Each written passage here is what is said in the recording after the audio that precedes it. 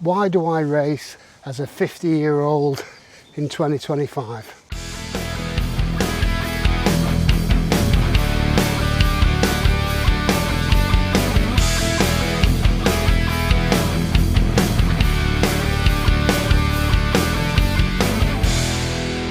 Now that's been a question I've been asking myself quite a lot over the last few weeks, and the more I thought about it, the more uncomfortable I was with the answer.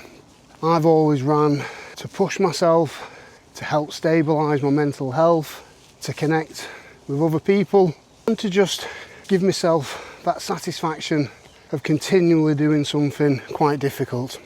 But racing, I feel, has been a little bit of a platform for showing off.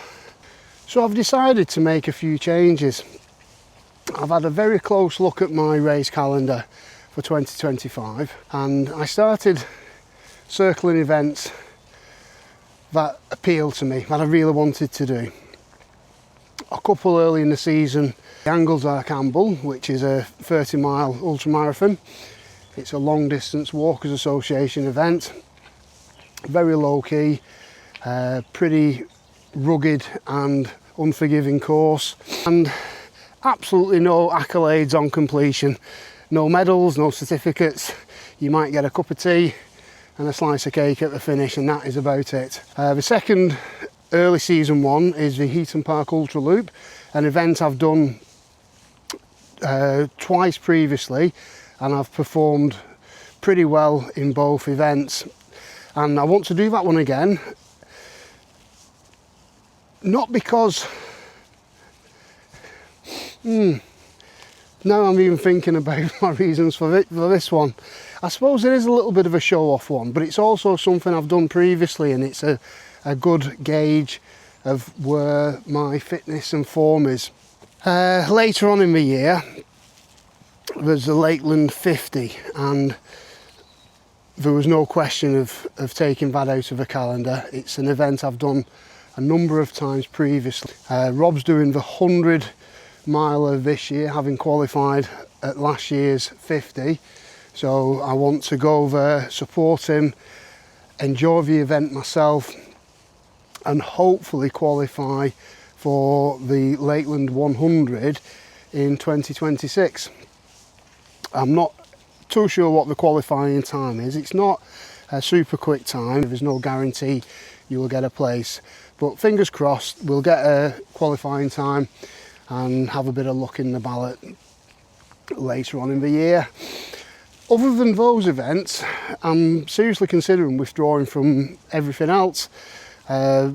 Key ones would be the Manchester to Liverpool 50 miler. I've already offered my place to a friend who's accepted, so that's looking like it's not going to happen. In the places, I'm going to look at a few other challenges outside of the race environment.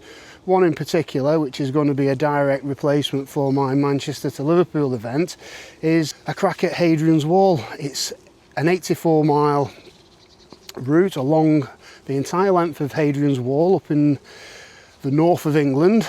Starts over in Carlisle and worms its way across the Pennines and over towards Wallsend in the northeast of England.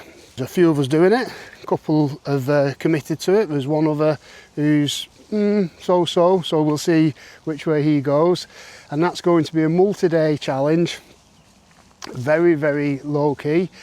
No performance goals whatsoever. We're just going to aim to complete the whole event in 3 or 4 days. You know, in perfect scenario it'll be 3 days, and we've got an extra day just in case things go a little bit pear-shaped en route. And I think that type of challenge is something that will feature a lot more in my running, and I think it would move me away from the hubbub of the big ultra marathons and the associated pressures and outcome performance anxieties that I've always suffered from in the past, and would maybe allow me to reconnect with my true reasons for running and exercise. Well, I think I have waffled on for way too long already.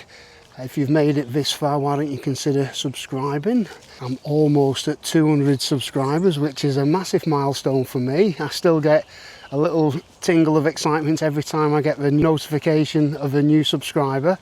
I appreciate each and every one of you.